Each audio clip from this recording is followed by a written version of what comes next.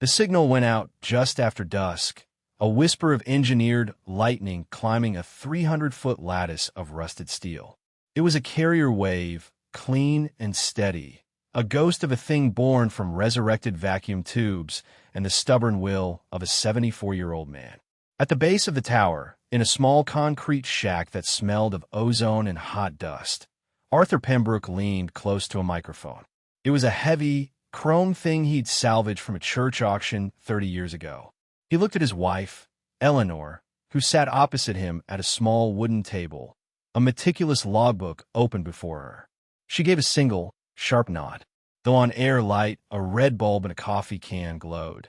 For a moment, Arthur said nothing. He just breathed. Then he told a story. He told it into the darkness, sending it across the empty plains of West Texas. He spoke of a house with a green door, of a garden that grew the best tomatoes in the county, of 52 years of marriage, and of a son who had driven them to a motel for a surprise vacation and never come back. He spoke of locked bank accounts and disconnected phones. He spoke of being erased. He didn't expect anyone to hear it. The broadcast was an act of defiance against silence itself. But someone did hear it. A trucker running on coffee and regret, his radio scanning for anything to keep him awake. A young woman in a beat-up sedan, parked by the side of the road because she had nowhere else to go. A night watchman in a lonely factory. The signal, fragile and full of static, was passed from one to another like a secret. A week later, a car pulled up the dirt track to the tower. Then another. Within a year, the forgotten radio tower had become a sanctuary for the lost, a broadcast hub for the unheard, and the unlikely center of a community built from scratch. Its signal, intended for no one, eventually reached millions through car radios, online streams, and word of mouth, all because one old man, left with nothing, decided to build something. But that was the end of the story, or at least the beginning of the new one. To understand how a man could buy a radio tower for $6 and change the world with it, you have to go back to the beginning, to the house with the green door. The house was modest, a single-story brick rancher on a quiet suburban street in a town that was proud of its high school football team and its low crime rate. Arthur and Eleanor had bought it in 1978. Arthur had painted the door a cheerful, deep green that first year, and he had repainted it the exact same shade every 5 years since. It was the only home they had ever known together. Inside, the house was a museum of a life well lived. Not a life of grand adventures, but of quiet, consistent devotion. Photographs lined the hallway. Arthur and Eleanor on their wedding day, impossibly young. Their son, Michael, as a gap-toothed boy holding a baseball trophy. Their daughter, Clara, in a cap and gown. Grandchildren's crayon drawings were held to the refrigerator by fruit-shaped magnets. Arthur's domain was the garage and a small, converted back bedroom he called the shack. He was a retired electrical engineer, a man who had spent 40 years designing and maintaining power grids.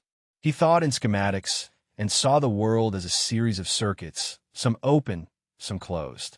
Retirement hadn't stopped his hands from needing to work. The garage was a testament to this, with neatly organized tools, a half-disassembled lawnmower engine on a workbench, and the faint, pleasant smell of oil and sawdust. The shack was his true passion. It was a ham radio station, a relic from another era. Gleaming chrome dials and black bakelite knobs adorned transceivers and amplifiers. Wires ran in neat, disciplined bundles along the baseboards. From this room, Arthur could talk to the world. He'd spoken with a scientist in Antarctica, a sailor in the South Pacific, a fellow hobbyist in Japan. It was a craft of patience and precision, and it suited him perfectly. Eleanor's domain was the rest of the house, and especially the garden. She had been a bookkeeper for a small accounting firm, a woman who understood that the world ran on ledgers and balances. Her mind was a fortress of details. She could recall the price of milk in 1985.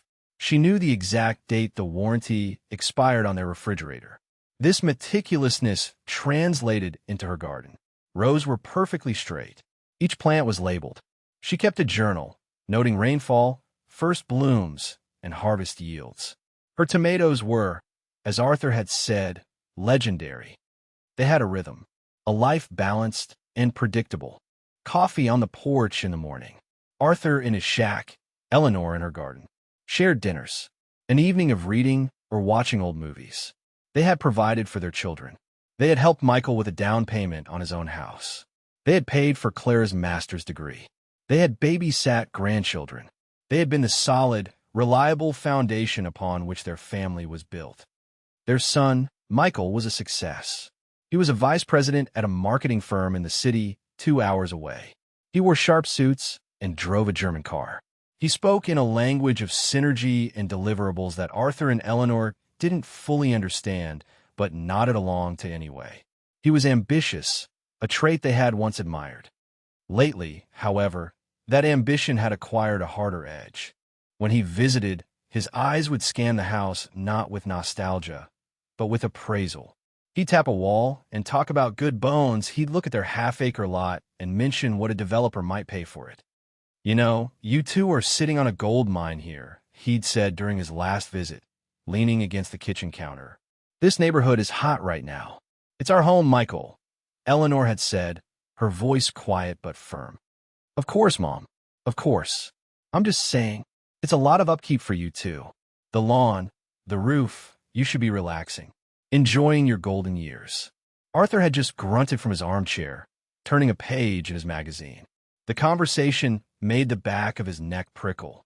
Claire was different, softer. She was a social worker in another state, married with 2 children of her own. She called every Sunday. Her calls were a warm, comforting routine, but lately, they had been tinged with a vague anxiety. She seemed worried about Michael, about them. But her life was complicated, and the distance was a chasm. The betrayal began, as such things often do, with a gesture of kindness. A poison apple, polished and bright. Michael called on a Tuesday. "Mom, Dad," he'd said, his voice unnaturally bright. "I've got a surprise for you." He explained that he'd booked them a week-long trip, a beautiful resort on the coast. A thank you for all their years of support. He called it their second honeymoon. "Everything's taken care of," he'd chirped. "The hotel, the meals. All you have to do is pack a bag. I'll drive you down myself on Friday." Eleanor was suspicious. Her internal ledger felt off balance. "Michael, that's so generous, but it's too much." "Nonsense. You deserve it. You never do anything for yourselves. Please, let me do this for you." Arthur was also wary, but he saw the flicker of excitement in Eleanor's eyes. She hadn't seen the ocean in a decade. He felt a pang of guilt. Maybe Michael was right. Maybe they should relax. "All right, son," Arthur said, making the decision. "That sounds real nice." Over the phone, he could almost hear Michael smile. "Great. I'll be there Friday morning. 10 o'clock sharp." They packed a single large suitcase, beach towels and paperbacks, sunscreen, and Eleanor's favorite wide-brimmed hat. On Friday morning, Michael's sleek black car pulled into the driveway precisely at 10. He was all smiles, helping with their bag, holding the car doors. As they pulled away, Eleanor looked back at the house. At the green door, a strange, cold feeling washed over her, a premonition she couldn't name. She dismissed it as foolishness. It was just a week. The drive was filled with Michael's cheerful chatter about his latest business deal. He avoided any talk of the house. He drove them south, past the turnoff for the coastal highway. "Where are we going, Michael?" Arthur asked, noticing the change. "This isn't the way to the coast." "Slight change of plans, Dad. The resort had a plumbing issue. They're putting us up somewhere just as nice for the first night. An annex. It's all sorted." He pulled off the highway an hour later, into the parking lot of a place called the Starlight Motor Inn. It was not an annex to a resort. It was a 2-story block of faded yellow stucco, huddled next to a gas station and a boarded-up diner. The neon sign had 2 letters burned out, reading "Sta Light Moat RN." "This doesn't look right," Eleanor said, her voice barely a whisper. "Just for tonight, Mom. I promise," Michael said, his smile looking thin and stretched. He got out of the car and went into the office. He came back a few minutes later with a key card. He walked them to a room on the ground floor. Room 107. The air inside was thick with the smell of stale cigarette smoke and industrial cleaner. A brown shag carpet, worn thin in patches, covered the floor. The bedspread was a nauseating floral pattern. A bulky television was bolted to the dresser. "I've got to run. A conference call I can't miss," Michael said, setting their suitcase just inside the door. He didn't step any further into the room. "I'll be back tomorrow morning to take you to the real place. Settle in, order pizza. My treat." He hugged them both. His hug was brief, almost frantic. He patted Arthur's shoulder. "Love you guys," he said, his eyes darting toward the door. And then he was gone. They watched through the grimy window as his car pulled out of the parking lot and merged back onto the highway, its taillights shrinking until they vanished. Silence descended on room 107. It was a heavy, suffocating silence. Eleanor walked over to the bed and sat down. The mattress sighed loudly under her weight. Arthur stood by the window, his hands shoved deep in his pockets. "He'll be back tomorrow," Arthur said, more to himself than to her. Eleanor didn't answer. She opened her purse and took out her cell phone to call Clara, just to hear a friendly voice. No service. The first night was sleepless. The hum of the ice machine outside, the rumble of trucks on the highway, the drip of the faucet in the bathroom. Every sound was magnified. They didn't order pizza. The next morning, they waited. 10 o'clock came and went. Then 11. Then noon. Arthur stood by the window, watching the parking lot. Eleanor sat in the room's single, vinyl-upholstered chair, her hands folded in her lap, her posture ramrod straight. "He's just running late," Arthur said at one point. Eleanor's internal ledger was screaming at her now. The debits were piling up with no corresponding credits. The lie about the resort, the cheap motel, the hasty departure, the silence. At 2 o'clock, she walked to the motel office. A bored-looking woman with peroxide blonde hair sat behind the counter, reading a magazine. "Excuse me," Eleanor said. "The man who checked us in yesterday, my son. Did he say when he would be back?" The woman looked up, annoyed. "He paid for a week." "A week?" Eleanor's blood ran cold. "Yeah, in cash. Said you were good for it." The woman went back to her magazine. A week. He had paid for a week. The words echoed in Eleanor's mind as she walked back to the room. She felt dizzy. She pushed open the door to room 107 and looked at Arthur, who was still standing sentinel at the window. "He paid for a week, Arthur," she said. The look on Arthur's face was one of slow, dawning horror. The hope he had been clinging to crumbled into dust. He didn't call. He never called. They tried his number a dozen times on the motel's lobby phone. It went straight to voicemail. They left frantic messages, then confused messages, then pleading messages. Nothing. On the third day, Eleanor called their home number. It had been disconnected. She then tried to check their bank account online, using the ancient, sticky computer in the motel lobby. She typed in the familiar username and password for their joint savings account, the account where they kept their life savings, the nest egg they had so carefully built. A message flashed on the screen. "Access denied. Please contact your financial institution." With a shaking hand, she called the bank's 800 number. After 20 minutes on hold, a polite young man answered. She explained the situation.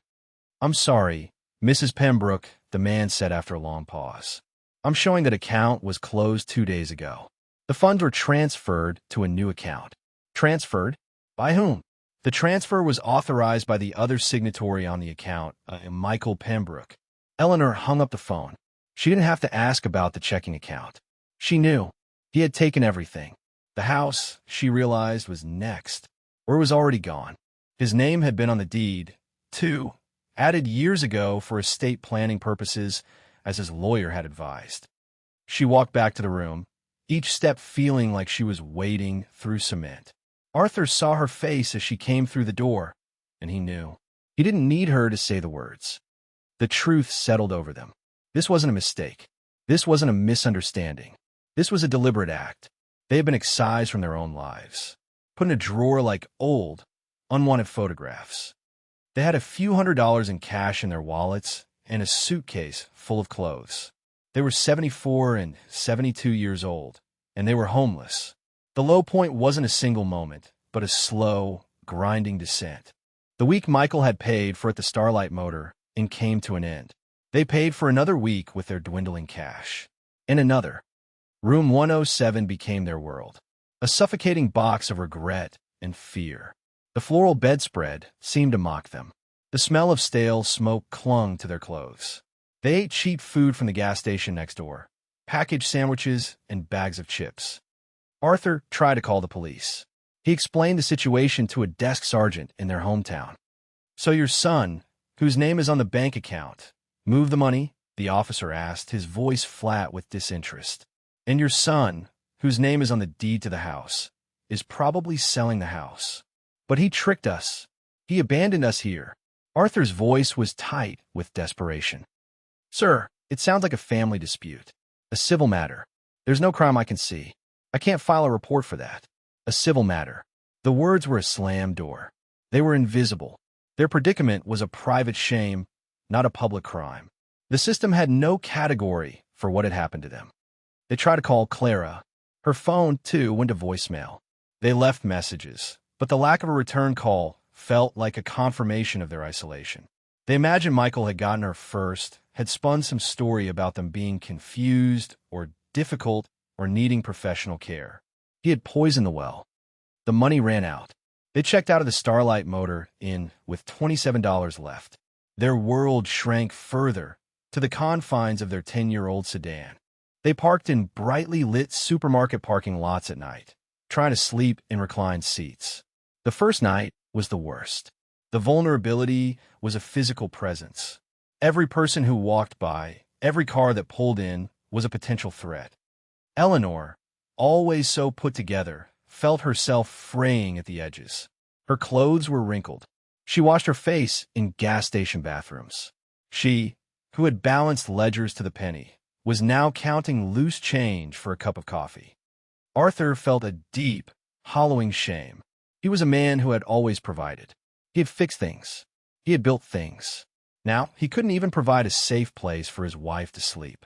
He would watch her as she pretended to be asleep in the passenger seat, her face etched with worry even in repose, and a useless, hot anger would churn in his gut. He had failed at his most fundamental duty. They were ghosts in their own country. People's eyes slid right past them. They were just another old couple in an old car, and no one wanted to look too closely at that. To be seen would be to acknowledge that this could happen, that the foundation of a life could be yanked away so easily. The spark came from Eleanor. It had to. Arthur was lost in a fog of anger and despair, his practical mind paralyzed. But Eleanor's mind, the bookkeeper's mind, could not stay idle. It needed a problem to solve, a ledger to balance. Sitting in the passenger seat of the car, parked outside a public library to use their free Wi-Fi on her old phone, she wasn't looking for help. She was just looking for a distraction, a rabbit hole to fall down that wasn't their own life. She found herself on a government surplus auction website. It was a place she'd visited before, out of curiosity. A digital graveyard of the state's unwanted assets.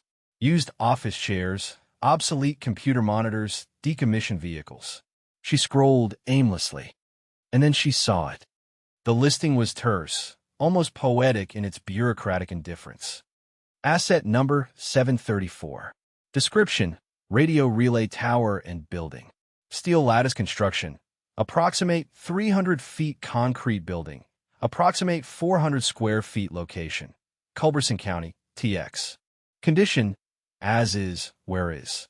Access via unpaved road. Utilities disconnected. Note: property sold for asset removal or other use. No warranties expressed or implied. There was a single, grainy photograph. A skeletal finger of rusted steel pointing at a vast, empty sky. At the bottom of the listing were the bidding details. Current bid, $100. Number of bids, 1. Auction ends tomorrow, 2 p.m. Central Standard Time. Minimum bid increment, $100. Eleanor stared at the screen. A radio tower. It was absurd. It was useless. It was a piece of junk in the middle of nowhere. And it was a structure. It was a place. It was something to stand on. She looked over at Arthur. He was staring out the windshield, his face a grim mask. He hadn't really spoken all day. He looked defeated. He looked like a circuit that had been permanently opened. "Arthur," she said softly. He didn't turn. What? She showed him the phone.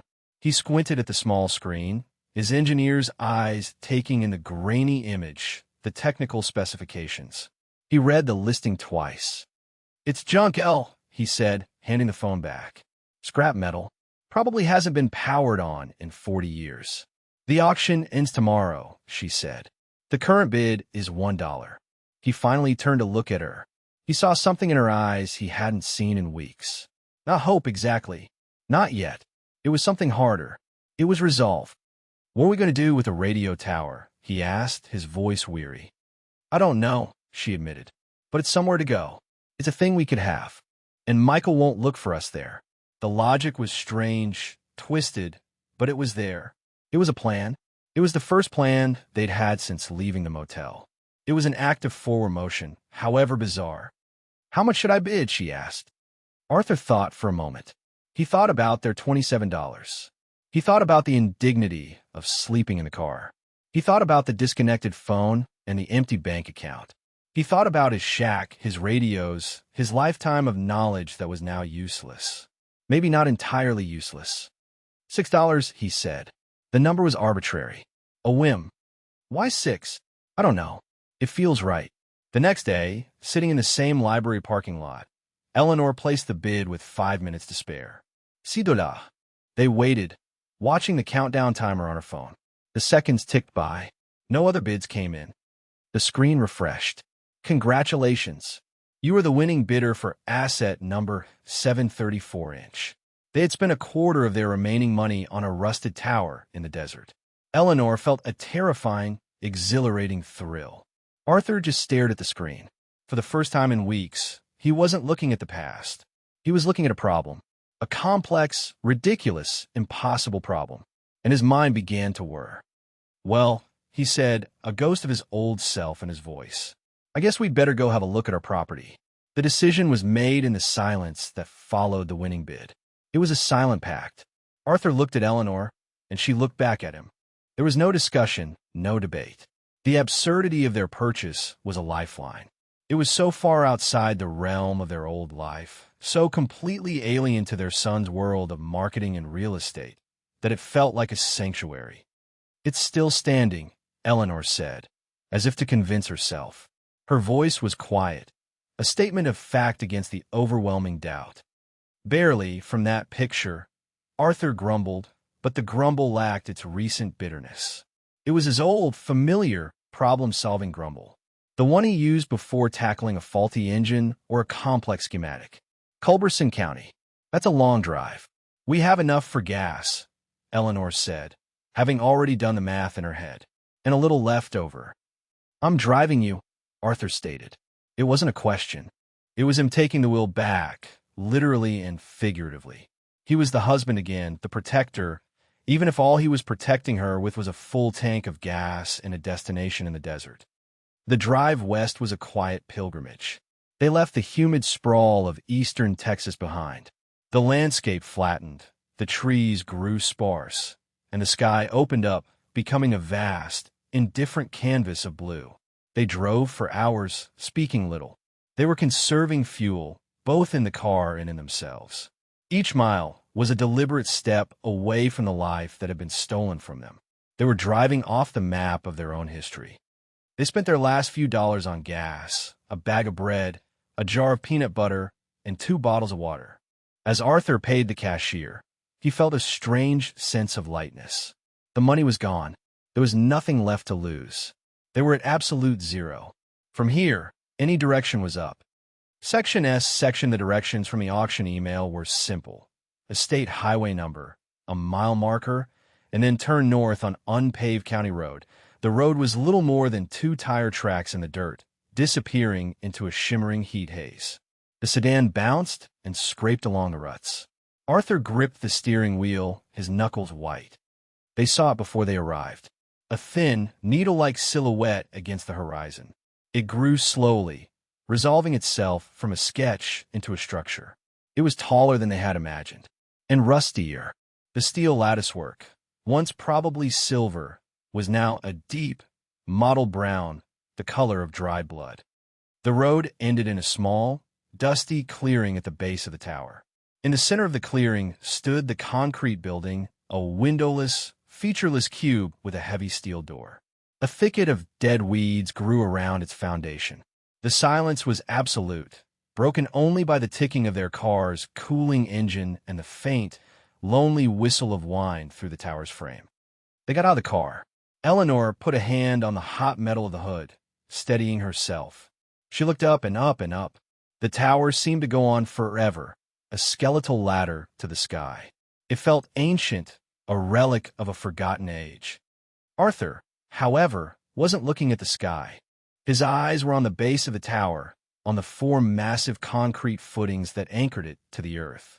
He walked over to one, kicking at the crumbling edge. He ran a hand over the thick bolts, each as big as his fist. He squinted, examining the tension of the guy wires that stretched out from the tower to anchors further out in the field. "It's an old microwave relay," he said, his voice full of a strange reverence. "AT&T long lines, I bet. From the 50s or 60s, before fiber optics. They used to bounce telephone calls and television signals from tower to tower, all across the country." He was home. In this desolate, forgotten place, he had found a piece of his own history, a language he understood. He walked over to the concrete shack. The steel door was secured with a massive, rusted padlock. It looked like it hadn't been opened in decades. "Well," Arthur said, a hint of a smile playing on his lips. "Good thing I never throw anything away." He went to the trunk of the car. He rummaged under the spare tire and pulled out a small, heavy canvas tool roll. It was his emergency kit, a collection of tools he'd kept in his car for 40 years. From it, he produced a can of penetrating oil and a hefty pair of bolt cutters. He drenched the padlock in oil. He waited a few minutes, then clamped the jaws of the bolt cutters around the shackle. He put his entire weight into it, his face turning red with effort. For a moment, nothing happened. Then, with a loud, sharp crack that echoed in the silence, the lock snapped. Arthur pulled the broken lock away and tugged on the heavy door. It groaned in protest, scraping against the concrete floor, and opened just enough for them to slip through. The air that hit them was hot, stale, and thick with the smell of dust and dead insects. A single beam of sunlight from the open door cut through the gloom, illuminating a blizzard of dancing dust motes. It was one room. The walls were bare concrete. In the center stood a row of large, gray metal cabinets, the transmitters and receivers. They were covered in a thick layer of dust, their faces dotted with gauges and dials like sleeping eyes. A simple workbench stood against one wall, a stool beside it. A few yellowed schematics were pinned to a corkboard, curled and brittle with age. It was a tomb for a dead technology. Eleanor stood in the doorway, her heart sinking. This was their new home? This dusty concrete box? The scale of their folly hit her with physical force. They had bought a tomb. But Arthur walked into the room as if entering a cathedral. He ran a hand reverently over the cool metal of one of the cabinets. He peered at a faded manufacturer's plate. "Collins Radio," he whispered. "They made the best. The absolute best." He opened a cabinet door. Inside was a complex jungle of wires, capacitors, and, to his delight, vacuum tubes. Big, beautiful glass vacuum tubes. "Look at this, El," he said, his voice alive with excitement. They didn't even salvage the tubes. They just walked away. He saw a challenge. He saw a puzzle. He saw a machine waiting to be woken up. Eleanor saw the dust, the decay, the hopelessness. But then she saw the look on her husband's face. It was a look she hadn't seen since before Michael's phone call. It was the look of Arthur Pembroke, the engineer, the man who could fix anything. And in that moment, her own decision solidified. Her doubt receded, replaced by the same quiet, stubborn resolve she'd felt in the library parking lot. This was their place now. This was their stand. "Well," she said, her voice practical, pulling herself back from the edge of despair. "The first thing we need is a broom." Agency began with a simple, sweeping motion, while Arthur, lost in his world of dormant electronics, began his assessment. Eleanor waged war on the dust. She found a tattered old broom in a corner and started at one end of the shack, working her way to the other. Each sweep was a small act of reclamation. She was not just cleaning a floor. She was establishing order. She was imposing her will on the chaos. Arthur, meanwhile, was taking inventory. He moved like a doctor examining a patient, his hands gentle, his eyes sharp.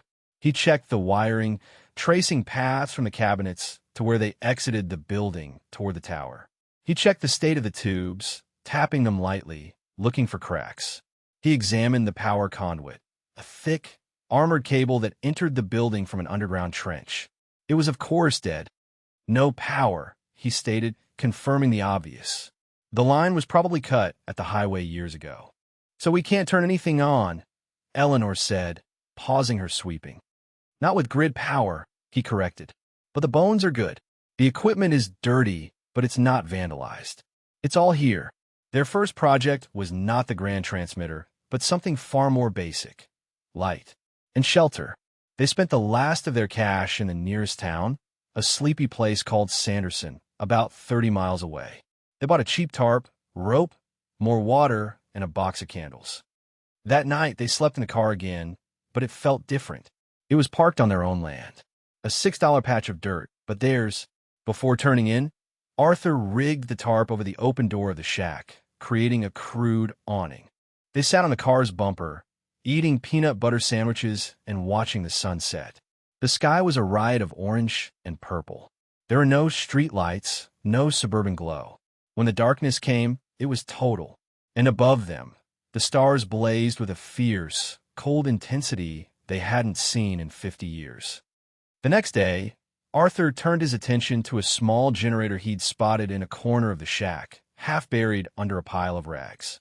It was a small, military surplus diesel generator, probably for emergency backup.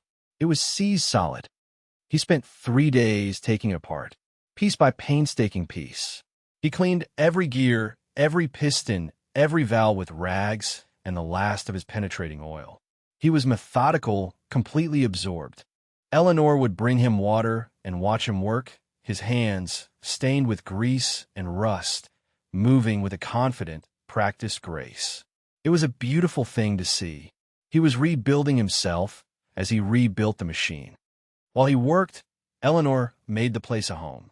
She swept the shack until the concrete was spotless. She wiped down the cabinets. She found a discarded wooden crate and turned it into a small table. She organized their meager supplies. She created a small living space for them in one corner with their suitcase and the blankets from the car. Their world was now this small patch of desert. Their life was governed by the sun. They rose with it. They rested when its heat became too intense. They stopped work when it set. They were living a primal, stripped-down existence. And in its simplicity, there was a strange kind of peace. The generator needed fuel and oil, and they needed food. They had nothing left. For the first time, they would have to ask for help. It was Eleanor who did it. She drove them into Sanderson, to the town's only real hardware store, a place called Gus's Hardware and Feed. Behind the counter was a man about their age, with a weathered face, a white flat-top haircut, and hands as calloused as Arthur's. A name tag on his dusty blue work shirt read Gus. Eleanor walked up to the counter, her pride a hard knot in her stomach. "Excuse me," she began, her voice trembling slightly. "My husband and I, we need some diesel fuel and some oil. And we need some help." She told them a shortened, edited version of their story. Not the painful details of the betrayal, but simply that they had lost their home and were trying to start over. She told them about the tower. Gus listened, his face unreadable. He looked out the window at their old sedan, at Arthur sitting patiently in the passenger seat. He looked back at Eleanor, at her clean but worn clothes, at the fierce dignity in her eyes. He was a man who had seen hardship. He recognized it. "You bought the old AT&T tower," he said, a slow grin spreading across his face. "I'll be damned. Folks have been wondering what to do with that thing for 30 years. Most figured it'd just fall over eventually." "My husband is an engineer," Eleanor said. "He's trying to get the generator working." Gus nodded, looking past her, his eyes focused on some middle distance. "An engineer, huh? My brother was a radio man in the Navy. Loved to tinker." He was quiet for a moment. All right, he said, making a decision. Let's see what you need. He didn't offer them charity. He offered them a line of credit. He took out a spiral notebook and a pencil. Let's start a tab, he said. You tell me what you need. You can work it off. The store's roof needs patching. My delivery truck's been running rough. It wasn't a handout. It was an exchange. A professional courtesy from one tradesman to another. Tears welled in Eleanor's eyes. She hadn't expected kindness. She had only expected to beg.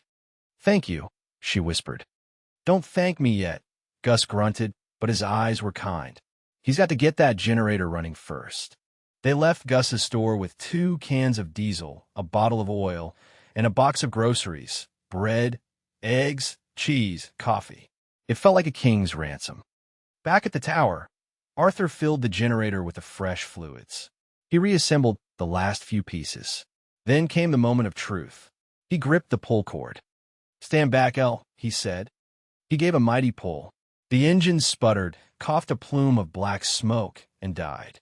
He tried again, and again. On the 5th pull, the engine sputtered, caught, and then roared to life.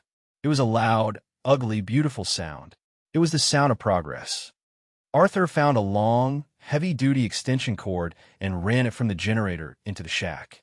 He located the main breaker panel for the building's lighting circuit, a simple panel separate from the heavy equipment. He took a deep breath and flipped the switch.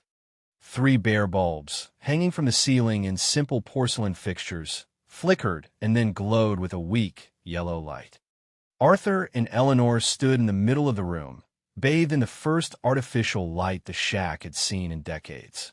The hum of the generator, the glow of the bulbs, it was a miracle.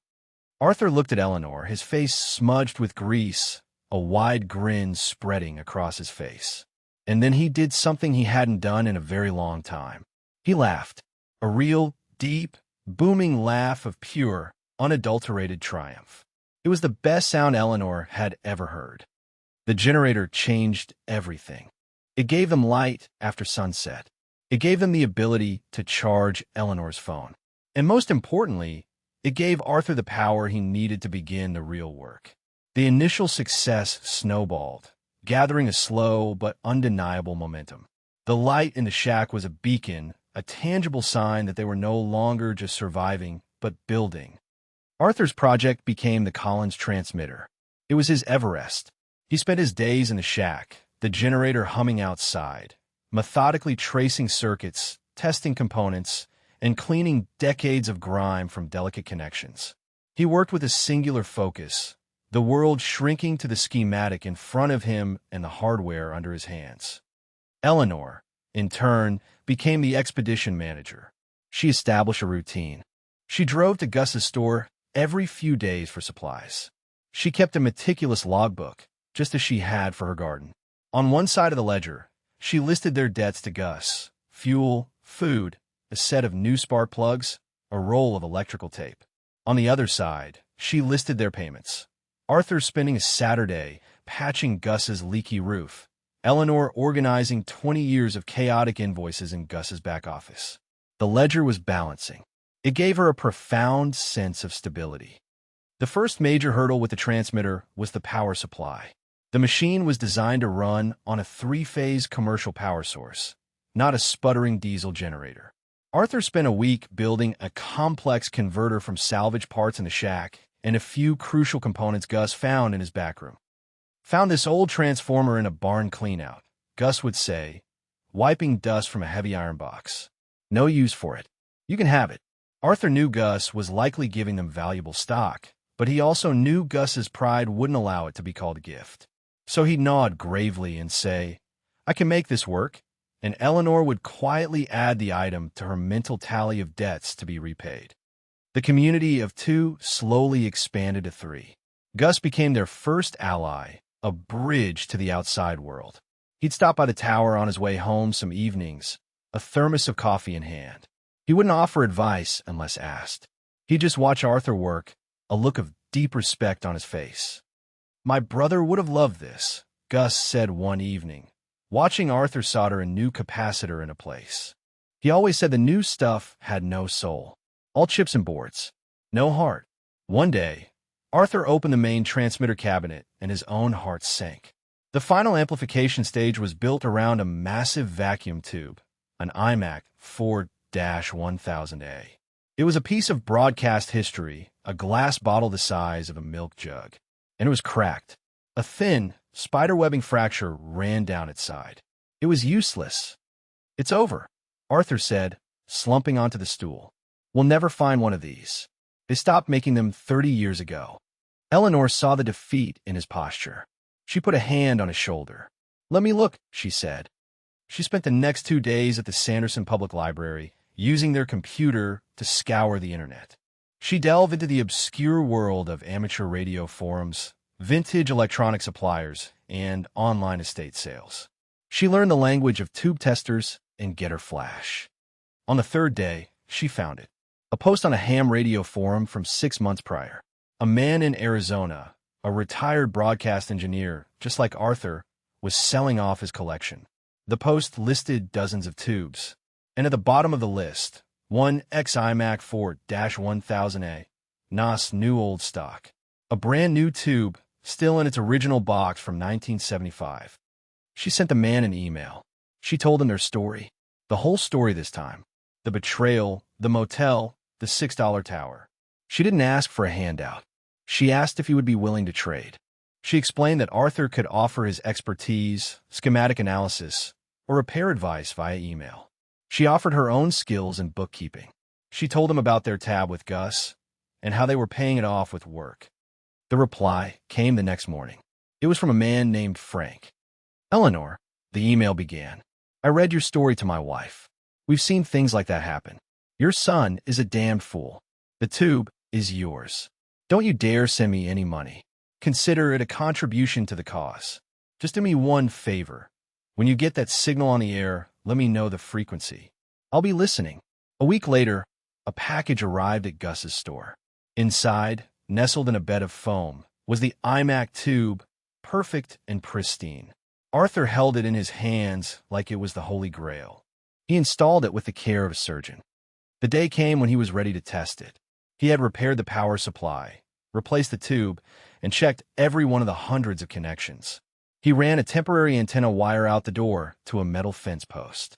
It was a pathetic antenna, but it might be enough to see if the transmitter would even generate a carrier wave.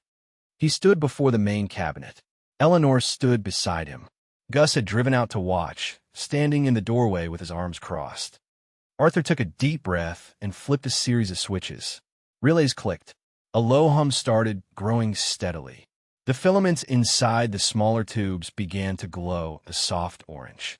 Then, he hit the final switch. Played on. A deep, resonant hum filled the small shack. The needles on the old analog meters, dormant for decades, sprang to life. The power meter showed 500 watts of output. The giant new tube glowed with a beautiful, warm, cherry red light. It was working. "My God, Arthur," Eleanor whispered. Gus let out a low whistle. "You did it, you old coot. You actually did it." Arthur stared at the glowing tube, a feeling of profound, bone-deep satisfaction washing over him. He had wrestled this dead giant back to life. He connected the old chrome microphone. The on-air light, his coffee can creation, lit up. He had a working transmitter, a live microphone, and a signal going out to a fence post. He had a voice, but he had no idea what to say. He looked at Eleanor. He looked at Gus. He thought about the house with the green door, the motel room, the feeling of being erased. He leaned into the microphone. "Hello," he said, his voice hesitant. "Is anyone out there?" He paused. Then he just started talking. He didn't plan it. He just told their story. He spoke of his wife, of their home, of their garden. He spoke of his son. He didn't use an angry voice. He spoke with a kind of baffled sadness, the voice of a man trying to solve a puzzle that made no sense. He talked for about 10 minutes, his voice quiet and unadorned, full of the static of a life interrupted. When he finished, he clicked off the microphone. The three of them stood in silence, listening to the hum of the transmitter. "Well," Gus said, breaking the quiet. "Now what?" Arthur had no answer. He had climbed the mountain. He hadn't thought about what he would do when he reached the top. The signal from that first broadcast, hobbled by its makeshift antenna, probably didn't travel more than a few miles. But it traveled far enough. 3 days later, a dust-covered Honda Civic, 20 years old if it was a day, pulled up the track to the tower. A young woman got out. She couldn't have been more than 20. She had a backpack slung over one shoulder and a frightened, defiant look in her eyes. She walked cautiously toward the shack, where Arthur was now working on connecting the transmitter to the tower's real antenna. "Hello," she called out. Eleanor came to the door. "Can I help you?" I heard you," the young woman said, gesturing vaguely toward the tower. "On the radio. A few nights ago. I was parked just off the highway." She hesitated. "Are you the ones from the story?" Eleanor's heart skipped a beat. Someone had heard. "Yes," she said. "That was my husband." The young woman, whose name was Sarah, had been living in her car for a month. She had run away from a home that was no longer safe. She had $100 to her name and was heading west with no destination. Hearing Arthur's story, a story of displacement and quiet dignity, had resonated with her own lonely predicament. It had sounded real. After 3 days of wrestling with the idea, she had turned her car around and followed the faint signal back to its source. She didn't ask for anything. She just looked so lost. "Would you like a cup of coffee?" Eleanor asked. Sarah burst into tears. She stayed. She helped Eleanor organize the shack. She had a knack for cooking on their small camp stove. Her presence softened the harsh edges of their existence. She was the first citizen of their new, unintentional community. The ecosystem began to change. A week later, Sarah asked if she could talk on the radio. Arthur, who had been broadcasting intermittently, mostly just reading passages from old books to test the equipment, was taken aback. "What would you talk about?" he asked. "My story," she said simply. That night, with Arthur manning the controls and Eleanor logging the broadcast, Sarah sat in front of the chrome microphone. She told her story. A story of a volatile stepfather, of a mother who looked the other way, of the quiet terror that had finally driven her out onto the road. Her voice was shaky at first, but it grew stronger as she spoke. She wasn't asking for pity. She was just bearing witness to her own life. Her story, like Arthur's, was a stone dropped into a still pond.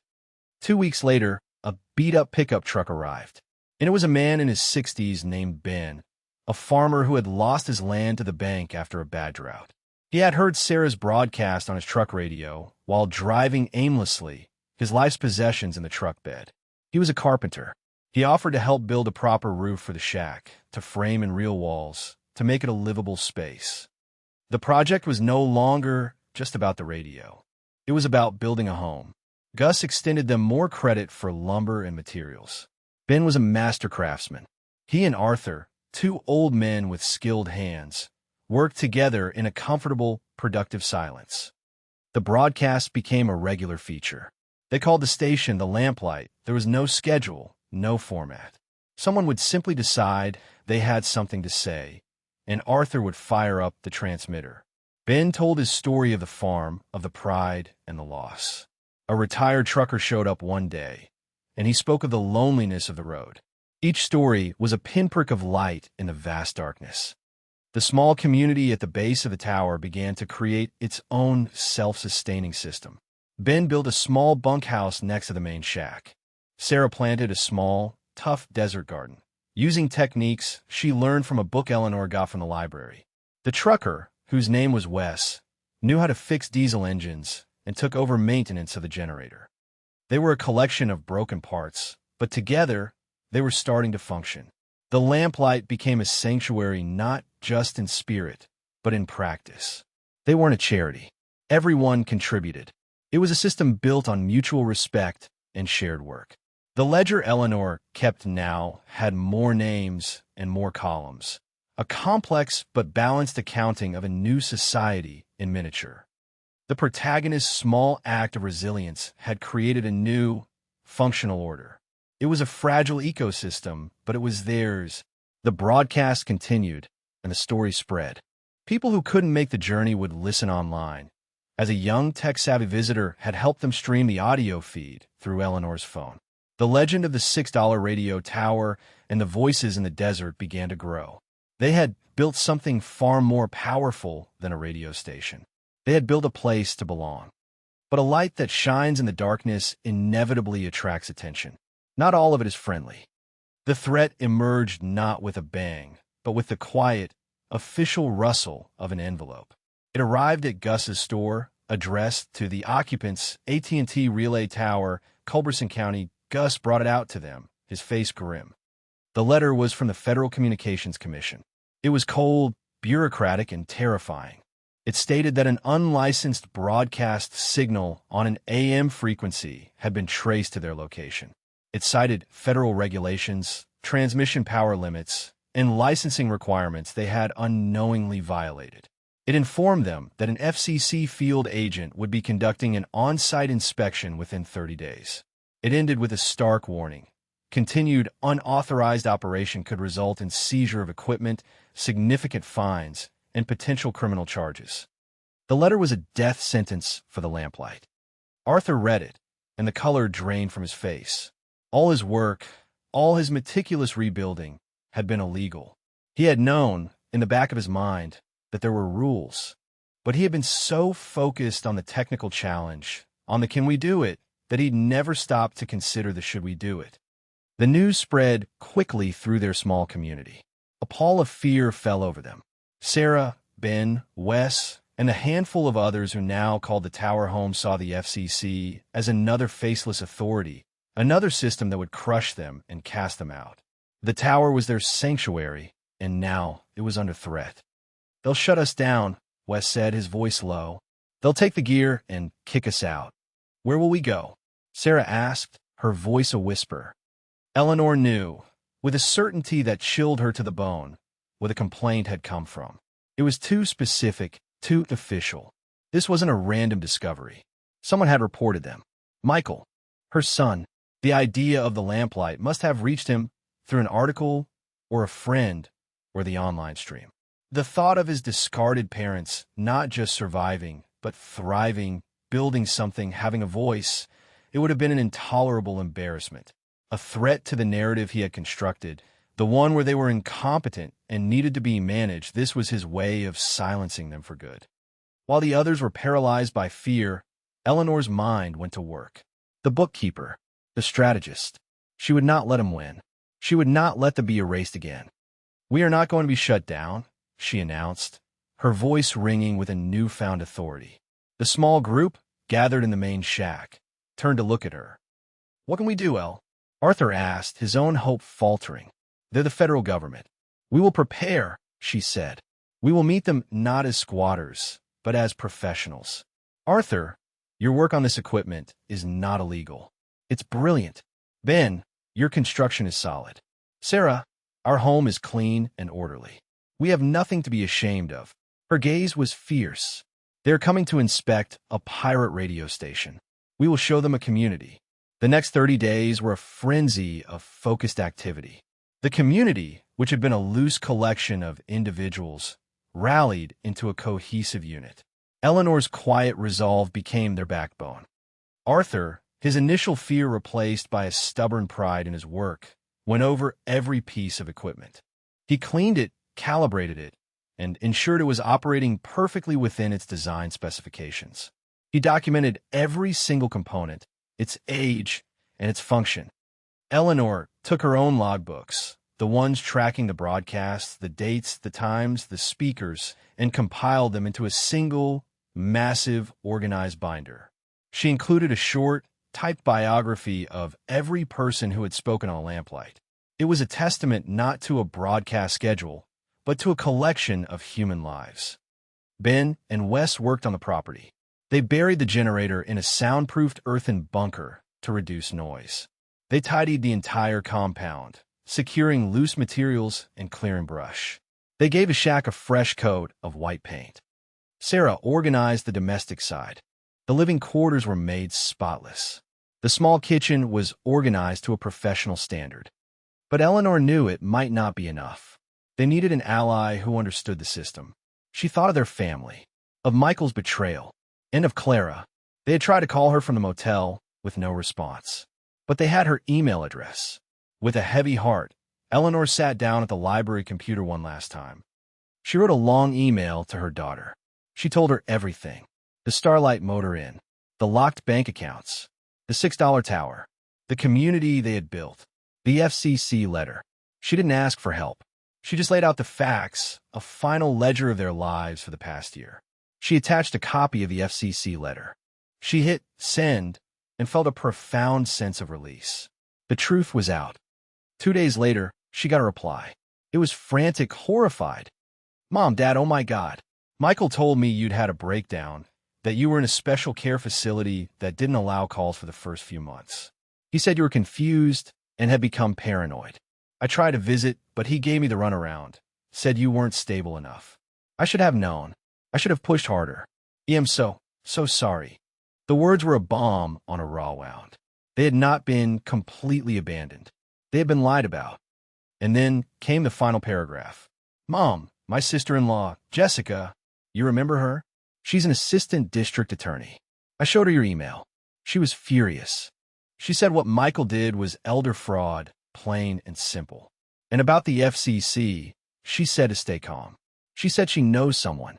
She's making a call. Don't do anything until you hear from us. I love you. I'm coming." A new kind of hope ignited. They were no longer alone against the storm.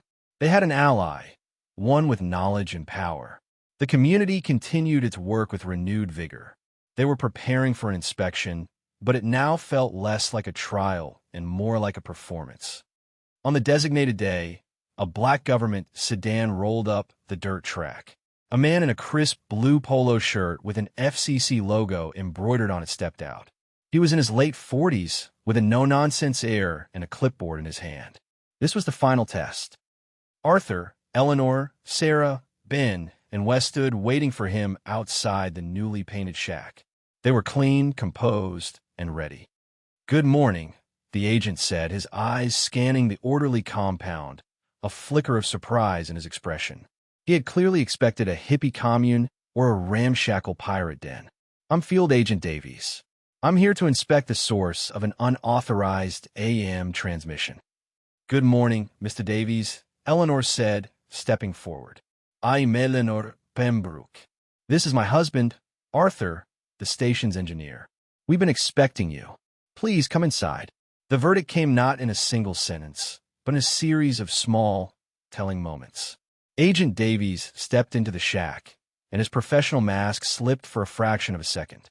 He stopped, looking around the room. He had expected jury-rigged chaos. He found a room that was part museum, part laboratory. The vintage Collins equipment gleamed under the lights. The floor was spotless. The wiring was neat and disciplined. "This is not what I was expecting," he said, his voice losing some of its official stiffness. "My husband is a retired electrical engineer," Eleanor said simply. Arthur, his nervousness now replaced by the quiet confidence of an expert in his own domain, stepped forward. "This is a Collins 20V2 transmitter, manufactured in 1962, he began. He then led Davies on a tour of the equipment, explaining the function of each component, the repairs he had made, the specifications he was maintaining. He spoke not as a criminal making excuses, but as one professional to another. Davies listened intently, asking sharp, technical questions, his skepticism slowly melting into professional curiosity and then into outright respect. "You rebuilt the entire power supply?" Davies asked, peering at Arthur's custom-built converter. "From salvage parts?" "I had to," Arthur said. "The original was designed for a 3-phase line." Davies just shook his head, a small smile playing on his lips. "I haven't seen one of these in operation since I was an intern."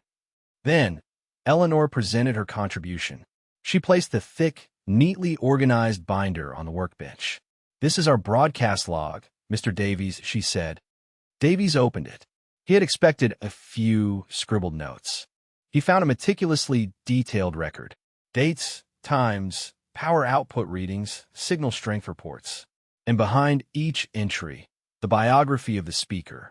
He flipped through the pages, reading the stories of Sarah, of Ben, of Wes, of the dozen other souls who had found their voice at the lamplight. He read about lost farms, broken homes, and lonely roads. He looked up from the binder. His expression changed. He was no longer just a field agent investigating a violation. He was a man bearing witness to something unexpected. "This isn't a pirate station," he said, more to himself than to them. "This is to public record." He spent another hour there. He listened as Sarah quietly explained what the station meant to her, how hearing Arthur's voice had saved her from despair. He saw Ben's calloused hands and heard the pride in his voice as he described building the new bunkhouse. Finally, Davies closed his clipboard. He looked at Arthur and Eleanor. "Technically," he said, his voice returning to a more official tone, "you are in violation of a dozen federal statutes. The signal is overbleeding its frequency, and the power output, while impressive, is far too high for an unlicensed broadcast." The small group tensed. "However," he continued, "what you've built here is extraordinary. The equipment is antique, but it's being operated with a level of professionalism I rarely see, even in licensed stations. And your content," he gestured to Eleanor's logbook. "The commission has provisions for this, for community voices." He then laid out a path. It wasn't a pardon, but a map. A complex, bureaucratic map, but a map nonetheless. He explained the process for applying for a low-power FM, LPFM, license. He told them what technical adjustments they would need to make to the transmitter and the antenna to comply. He gave them forms and web addresses. He even gave Arthur his personal cell phone number. "Get your paperwork in," Davies said as he prepared to leave. "Make the adjustments. I'll see what I can do to expedite the review. And for God's sake, stay off the AM band until it's official." He paused at the door of his car. "This isn't a jail anymore, is it?" he said, looking at the shack. "It's something else entirely." It was total vindication. They had been seen. They had been validated. The system, which had been so indifferent to their plight, had, in the form of this one good man, recognized the value of what they had built. The aftermath began 2 days later. The first consequence was the arrival of Clara. Her car, a sensible minivan, was loaded with groceries, blankets, and 2 tearful, confused grandchildren who had been told they were finally going to see their grandparents. The reunion was emotional and messy. There were tears and apologies. Clara was consumed with guilt for having believed Michael, for not having fought harder to see them. "The door's open, Clara," was all Eleanor said, and that was enough. Forgiveness was not in words, but in the act of letting her in. The second consequence was for Michael. A week after Davies' visit, Arthur and Eleanor received a call from Jessica, the ADA. The district attorney's office in their old hometown, armed with Jessica's legal groundwork and a full, detailed statement from Arthur and Eleanor, had opened a formal investigation into Michael for felony elder fraud. His assets, including the money from their accounts and the now-sold house, were frozen pending the investigation. Justice was a slow, grinding wheel, but it had begun to turn. The news of the station, the community, and the FCC's surprising validation, amplified by an article Clara's husband, a journalist, wrote for a major online news outlet, turned the lamplight into a minor phenomenon. Donations started to arrive at AP. Boxgus helped them set up. Not large sums, but $5 here, $10 there from people all over the country who had read their story and been moved by it. The climax of the family drama came a month after the FCC visit. A sleek, black rental car, not his own, which had likely been seized, drove up the track. Michael got out. He looked different. His expensive suit was rumpled. His face was pale and drawn. He looked hunted. He came not with apologies, but with rage. He saw the thriving community, the painted buildings, the garden, and he saw it as a personal betrayal. Eleanor met him at the edge of the compound, 100 feet from the shack. She stood there, calm and immovable. "What is all this?" he spat, gesturing at the scene. "What have you done? You've ruined me. The police, the bank, my job, all because you had to go and play pioneer." "We didn't do anything to you, Michael," Eleanor said, her voice level, devoid of the heat of his. It was the voice she used to read a final, unchangeable number from a ledger. "We simply survived what you did to us. I did it for you, he insisted, his voice cracking. The house was too much. You were getting old, confused. I was protecting you. I was protecting your assets. Our assets. Eleanor's voice was like ice. You put us in a motel and stole our life savings. There is no version of that story where you are the hero, Michael. He stared at her, his self-righteous anger crumbling into a pathetic, pleading desperation. Mom, please. You have to call them. Tell them it was a misunderstanding. I can give the money back. Eleanor just looked at her son, at this stranger in a rumpled suit. She felt a great, aching sadness, but no pity. The love she had felt for the boy with the gap-toothed smile was a ghost, a memory from a different life. No, Michael, she said. We can't do that. There are consequences. You taught us that. She turned her back on him and walked back toward the shack, back toward the sound of Ben hammering on a new roof and the smell of Sarah's cooking. She didn't look back. Michael stood there for a long time, a man completely alone in the desert, and then he got in his car and drove away. He never came back. The new normal settled in like a gentle, healing rain. With the help of Davies' guidance and a pro bono lawyer Jessica found for them, the Lamplight officially became LPFM station KLGT 981, the Lamplight of West Texas. Arthur, with Wes's help, painstakingly modified the antenna and transmitter to meet the FCC's strict requirements. The powerful brute force signal was tamed into a legal, focused broadcast. The station thrived. The donations were enough to buy a larger, more efficient diesel generator and to install a modest solar panel array to power the living quarters. Clara and her family became regular visitors, her children spending summers in the desert, learning to garden from Sarah and to identify tools from Arthur. The relationship was mending, slowly and carefully. The community at the tower grew, but slowly and with intention. It never became large. It was a haven for a dozen or so souls at any given time, people who needed a place to land, to heal, to find their footing before moving on. Some, like Ben and Sarah, stayed and became permanent fixtures, the heart of the place. Sarah eventually took over the day-to-day management of the station, her quiet competence a mirror of Eleanor's. The garden was the most potent symbol of their new life.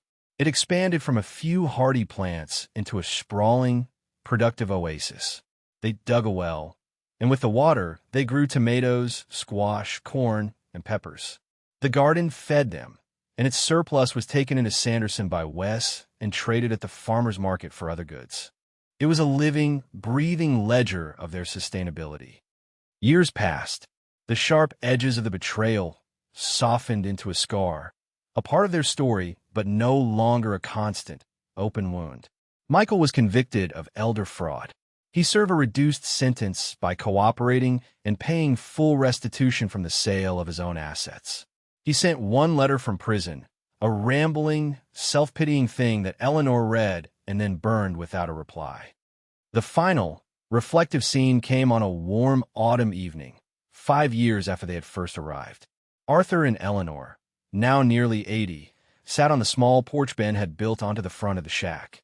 The sun was setting, painting the desert in hues of gold and rose. The tower stood silhouetted against the vibrant sky, a single, steady red light at its peak winking on to greet the dusk. From inside the shack, they could hear the soft voice of a young man on the radio. He was a new arrival, a kid who had been kicked out of his home, and he was telling his story for the first time. His voice was fragile, but it was clear. It was being heard. Eleanor reached over and took Arthur's gnarled, calloused hand. His fingers, which had resurrected a dead machine and built a new life, curled around hers. They didn't speak. They just sat and listened, two old, discarded people who had refused to be silent. They had been left with nothing but a story, and with it, they had built a world. Arthur looked from the glowing sky to the steady light on the tower, the light that told every lost soul on a dark highway that someone was there, that a signal was cutting through the static. That light was his work, his legacy. It was a quiet, powerful testament, burning brightly in the vast, empty desert,